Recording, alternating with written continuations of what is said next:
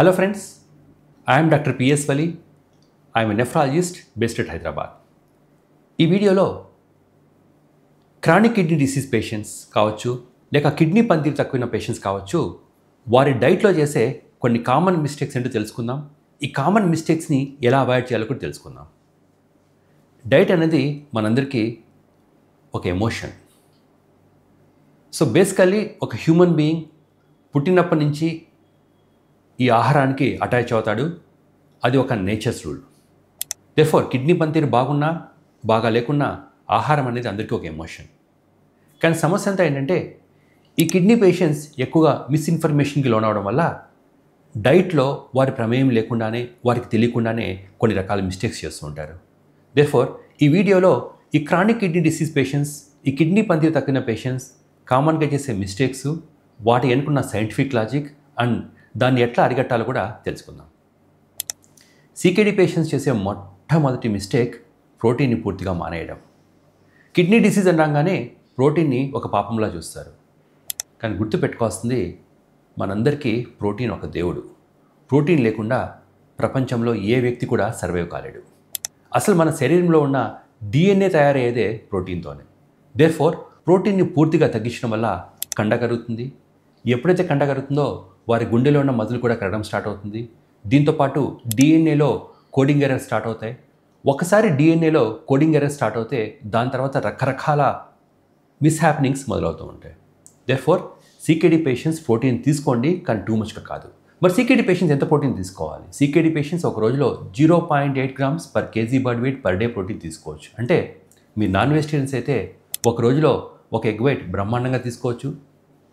ఒక వారంలో ఒకసారి 150 grams దాకా చికెన్ కానీ చేప కానీ తీసుకోవచ్చు. దాంతోపాటు పప్పును కూడా తీసుకోవచ్చు, కానీ పప్పుని కొద్దిగా తగ్గించాల్సి వస్తుంది.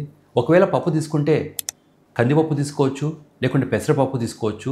ఈ కందిపప్పు కావచ్చు, పెసరపప్పు కావచ్చు కిడ్నీ పేషెంట్స్లో best forms of protein sources. Kidney patients చేసే రెండవ మిస్టేక్ మిల్లెట్స్ తీసుకోవడం. ఈ మిల్లెట్స్ గురించి మనం చాలా ఎక్కువ వింటున్నాం. ఖచ్చితంగా మిల్లెట్స్ చాలా గొప్ప పోషకాలే, కానీ కిడ్నీ పేషెంట్స్కి అన్ని రకాల మిల్లెట్స్ మంచివి కాదు. ఎందుకంటే ఈ మిల్లెట్స్లో పొటాషియం ఎక్కువగా ఉంటుంది. ఈ పొటాషియం ఎక్కువ పెరగడం వల్ల, ఈ పొటాషియం ఈవెన్ కొద్ది క్వాంటిటీస్లో ఎక్కువ పెరగడం వల్ల కూడా కిడ్నీ పేషెంట్స్లో రకరకాల సమస్యలు ఉత్పన్నం అవుతూ ఉంటాయి. దేర్ఫోర్ కిడ్నీ పేషెంట్స్ మిల్లెట్స్ తీసుకోవాలనుకుంటే రాగుల్ని మాత్రం కంప్లీట్గా అవాయిడ్ చేయండి. ఎందుకంటే అన్ని రకాల మిల్లెట్స్లో కల్లా రాగుల్లో పొటాషియం కంటెంట్ ఎక్కువగా ఉంటుంది. దేర్ఫోర్ మీరు మిల్లెట్స్ తీసుకుంటే మిల్లెట్స్ని ఒక రోజులో ఒకసారి కంటే ఎక్కువగా తీసుకోకండి. రాగుల్ని మాత్రం దయచేసి వారంలో ఒకసారి కంటే ఎక్కువ సార్లు తీసుకోకండి. మరి ఎలాంటి మిల్లెట్స్ మంచివి? అరికెలు కావచ్చు, సామెలు కావచ్చు, ఊదలు కావచ్చు, జొన్నలు కావచ్చు. ఇవన్నీ రోజుకు ఒకసారి చొప్పున తీసుకోవచ్చు. రాగులు మాత్రం వారంలో ఒకసారి కంటే ఎక్కువసార్లు తీసుకోకండి. కిడ్నీ పేషెంట్స్ చేసే మూడవ మిస్టేక్ సాల్ట్ గురించి.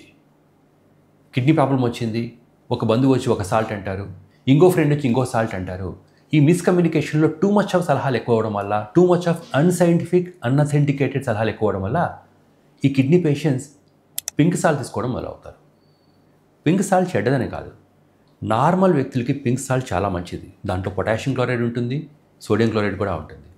కానీ ఈ పింక్ సాల్ట్లో ఉన్న పొటాషియం క్లోరైడ్ వల్ల కిడ్నీ పేషెంట్స్కి హాని జరిగే అవకాశం ఉంటుంది. దేర్ఫోర్ కిడ్నీ పేషెంట్స్ ఏవేవో సలహాలు విని ఓన్లీ పింక్ సాల్ట్ మాత్రమే వాడడం మొదలుపెట్టకండి. కిడ్నీ పేషెంట్స్లో పనికొచ్చే బెస్ట్ సాల్ట్ వచ్చి నార్మల్గా దొరికే అయోడినైజ్డ్ టేబుల్ సాల్ట్ ఆర్ సైంధవ లవణం, అంటే లడ్డు ఉప్పు కూడా తీసుకోవచ్చు. అంతేగాని పింక్ సాల్ట్, బ్లాక్ సాల్ట్ ఇలాంటి ఫ్యాన్సీ సాల్ట్ జోలికి వెళ్ళొద్దు. ఎందుకంటే వీటిలో సోడియం క్లోరైడ్తో పాటు పొటాషియం క్లోరైడ్ ఉంటుంది. ఈ పొటాషియం క్లోరైడ్ కిడ్నీ పేషెంట్స్కి మంచిది కానే కాదు. కిడ్నీ పేషెంట్ చేసే ఫోర్త్ ఇంపార్టెంట్ డైటరీ మిస్టేక్ వచ్చి ఒక ట్రాప్లో పడ్డాం.